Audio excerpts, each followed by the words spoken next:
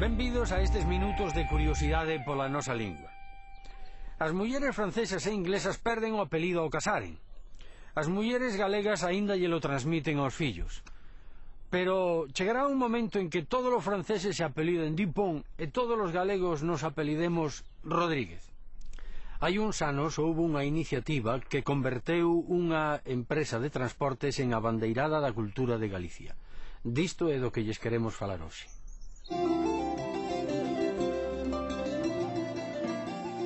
No total da poboación galega contabilizamos máis de 42.000 apelidos. Esta cantidade está formada, na súa maior parte, por un grupo moi pequeno de apelidos que se repite moitas veces. Pola contra, temos moitísimas formas que só aparecen unha vez. A desproporción é tal que o corpus dos 200 apelidos máis frecuentes en Galicia supón o 62% do total das ocorrencias. O apelido máis frecuente na nosa terra é Rodríguez, seguido de Fernández e González. Por efectos estatísticos, estes apelidos iránse facendo máis e máis frecuentes, ata que dentro duns séculos todos nos acabaremos apelidando igual. Deste xeito, os apelidos perderán a súa función identificadora, que é a súa razón de ser. É tamén por esa razón pola que é importante preservar os nosos apelidos propios. Ben falado.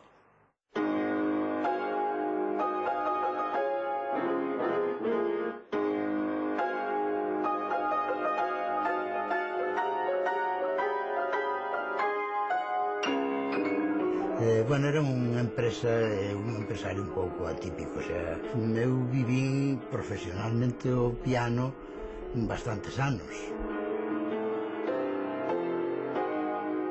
Houve unha necesidade na miña casa que alguén se fixese cargo da empresa, de poñer unha empresa que podía espallar por toda Galicia en calquera cousa, e dai surdiu a idea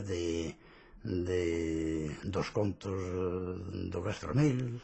Pois foi unha idea preciosa e moi exitosa, e que produxo en mí unha satisfacción enorme, que fóramos os causantes de que en moitos sitios galegos, en moitas aldeas, moitas cousas, o primeiro libro que entrou nesa casa fose un conto do Castromil. Bueno, eu creo que eran unhas tiradas de 10.000 semanais,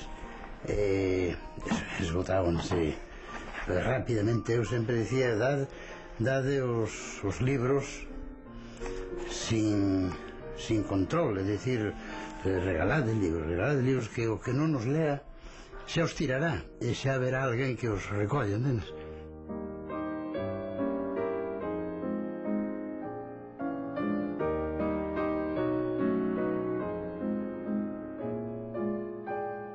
Titular os autobuses con nomes de persoeiros galegos, as follas de ruta, todo, e por suposto os billetes nas administracións, todas as propagandas e horarios e todo.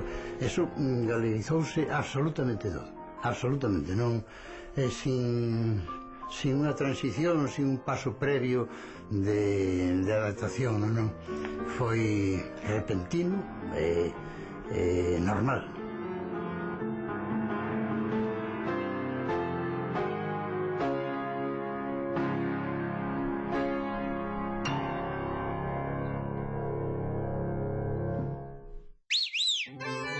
Cal é o cuarto día da semana?